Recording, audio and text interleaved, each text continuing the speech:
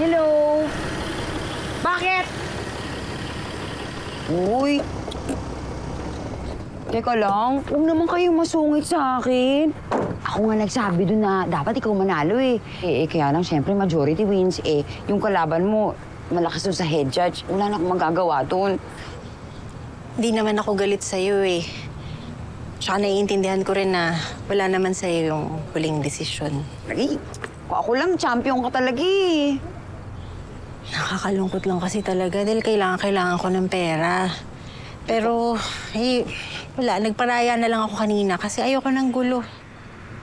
Nako, pera ba kailangan mo? May sagot ako dyan. Ito, pera talaga to. Pera? Talaga? Oo. Gusto mo? Oh, sa isang araw, pwede ba tayong magkita sa Makalawa? Pupuntahan kita. Saan ka ba nakatira ngayon? Kila Gege ba?